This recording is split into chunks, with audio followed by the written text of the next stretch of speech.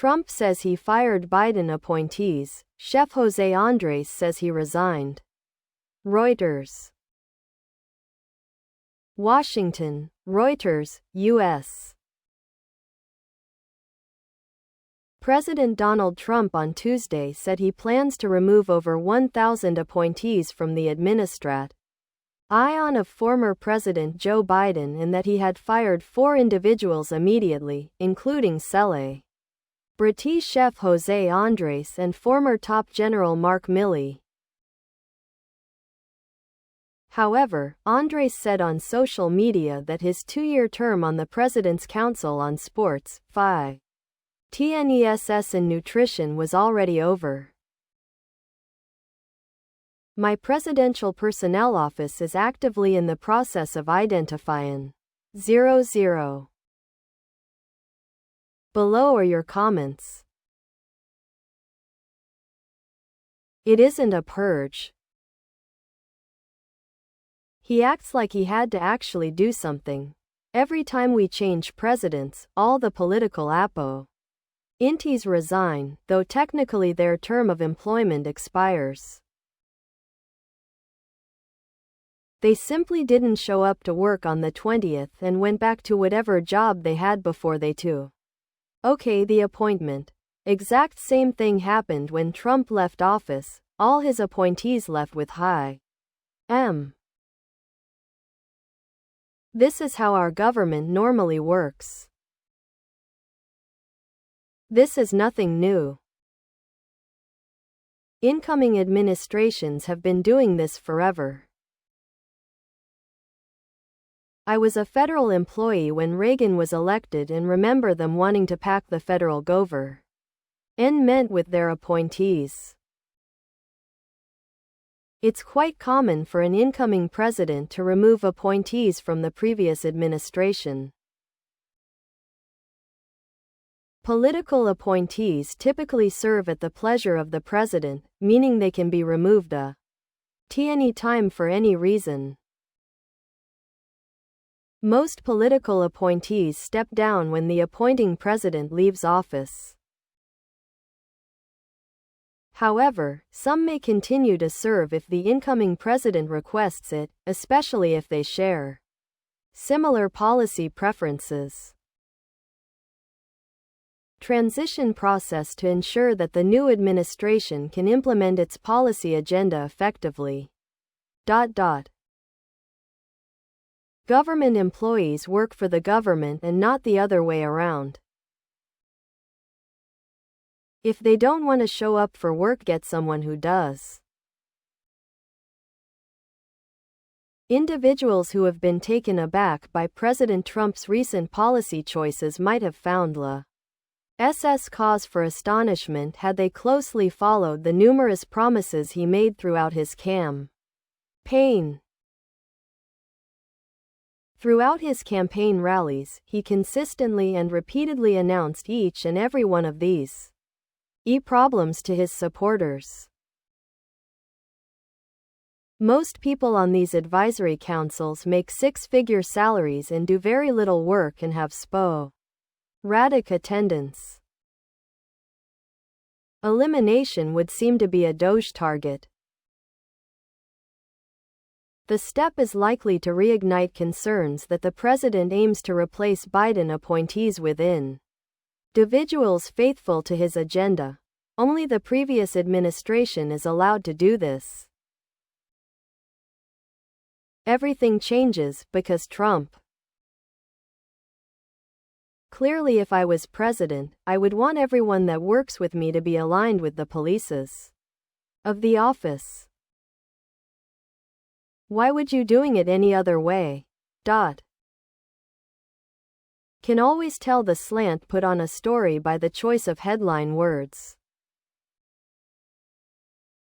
What governments and societies are tied to purges? He actually terminated employees of a prior administration, which happens every 4 years. The step is likely to reignite concerns that the president aims to replace Biden appointees with individuals faithful to his agenda. Why is that a concern? Sounds normal and logical on Trump's part. Every president in history does this exact thing. Of course he's going to remove Biden appointees and replace them with his own. Use common sense PLE. Oh no, he is looking and doing what every new president does.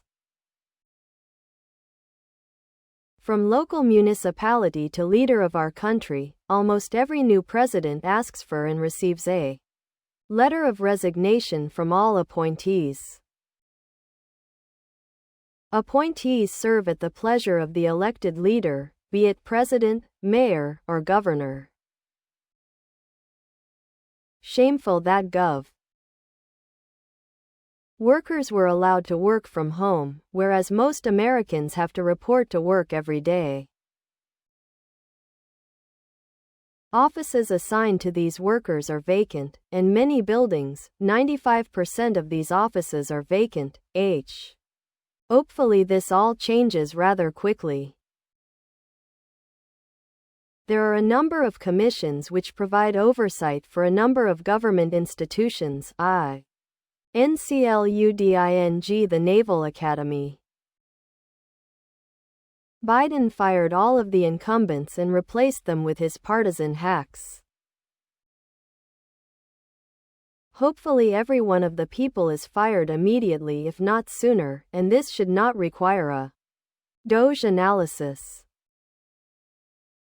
For certain, none of them would be willing to support President Trump's agenda. The president deserves to have his own appointees, this is not a surprise. I guess a lot of people don't understand the article. These people are paid, they don't get appointed and not get a wage. He did not replace them with anybody. The author suggested he will, of course, because that is how the why slant everything.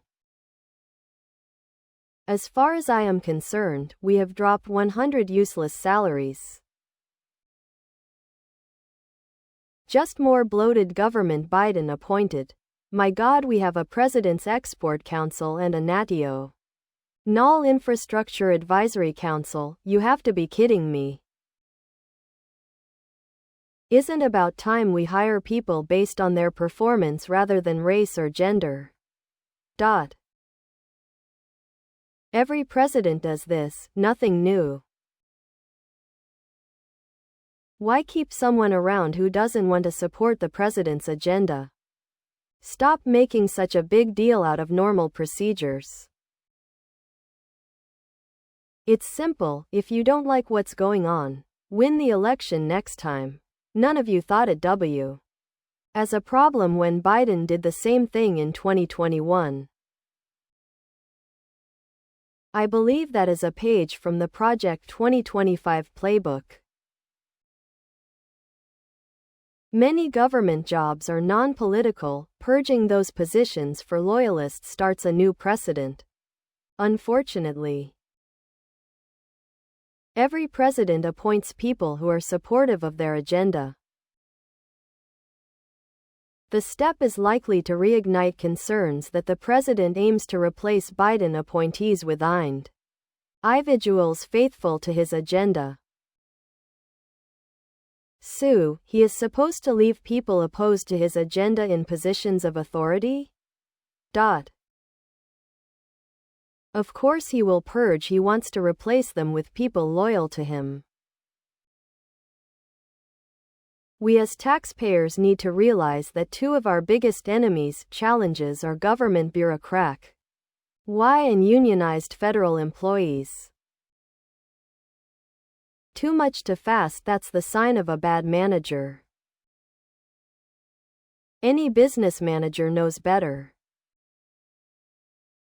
You are known by the people you assign to various posts. Their quality and character are a reflection back on you. So far, it's a failure on the man on top. It's bizarre to see that those against a deep state are, in their eyes, removing the deep state and D then installing their own deep state and calling that a solution.